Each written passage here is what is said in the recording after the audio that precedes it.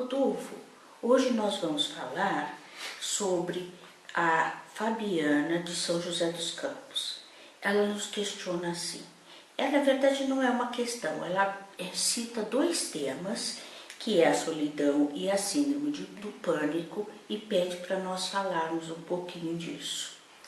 Olhando para esses temas, que aparentemente não têm relação um com o outro, a gente pode levantar algumas questões, porque ela fala de uma maneira assim muito genérica, não dá para a gente saber exatamente qual a relação que ela está fazendo entre essas duas características, então do psiquismo, né, da nossa vida.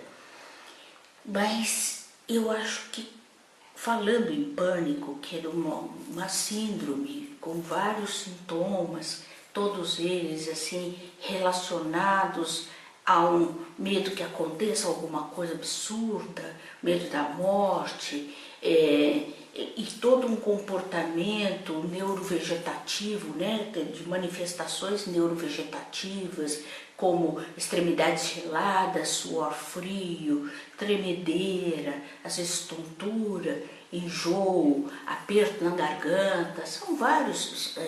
Taquicardia, que é muito comum, às vezes a pessoa até pensa que está infartando, vai para o pronto-socorro, né? E alguns até falam que é um piti, né? Alguma na terminologia assim de PS, fala assim, fulano está tendo um piti, na verdade.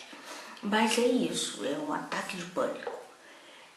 Eu imagino que, sem ter alguém para falar sobre isso, alguém que ajude, alguém que escute, alguém que compreenda, porque a maioria, quando percebe que não tem nada fisicamente, então, né, descasca já a pessoa. Mas você é impressionada, é louca, histérica, ser mulher, então, e aí já crescem os adjetivos e diminui o quê? O acolhimento tão necessário para quem sente uma coisa tão desagradável como a síndrome do pânico. E também podemos dizer que também existencialmente somos todos sozinhos, né? Somos sozinhos nas nossas dores, somos sozinhos na nossa escolha. É muito difícil que alguém compreenda a profundidade daquilo que nós sentimos, né, Rodolfo? Então, quem passa pelo pânico, então, menos ainda sente essa compreensão que depende de uma empatia, de se colocar no lugar do outro.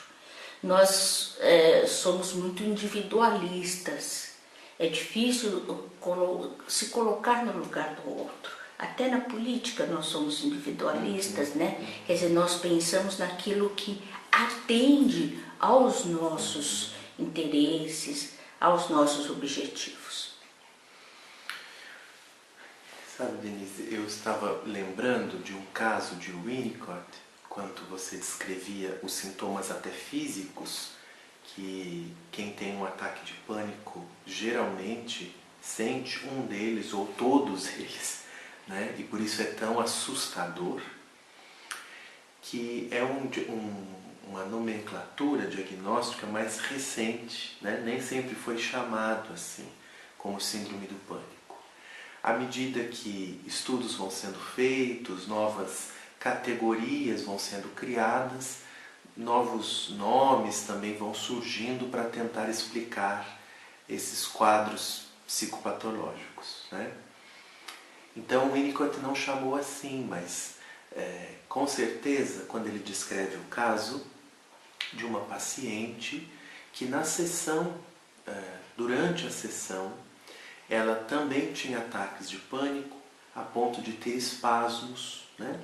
E ela deitada no divã, né, tinha todos esses sintomas terríveis, que no fundo são sintomas físicos, sem que tenha uma doença física, você disse bem, e às vezes até médicos acabam não dando o devido valor e atenção, porque acabam só querendo encontrar uma causa física, quando nesse caso não é mesmo. E o Winnicott teve uma atitude muito interessante, que antes mesmo de tentar ajudar a paciente a perceber os motivos pelos quais ela tinha esses ataques, a história de vida dela, porque a gente precisa se perguntar, né? Por que alguém tem fobia e o outro tem depressão, e o outro tem pânico, e o outro tem toque, e o outro tem esquizofrenia? Ou seja, não cai do céu na cabeça de ninguém. As doenças, é uma palavra um pouco ruim de se falar, mas é assim, né?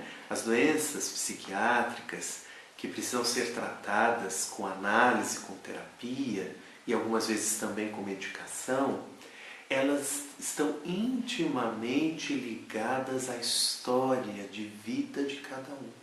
Por isso que uns desenvolvem uma coisa tão diversa de outras pessoas.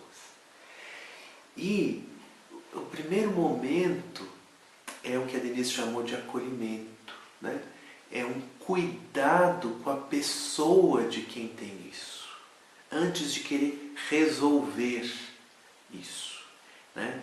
Então, mesmo o paciente precisa ter um bocado de paciência, né, Denise? Porque é claro que a gente não quer que ninguém tenha, a gente não quer ter, a gente não quer que o paciente tenha, porque é terrível, é assustador, né?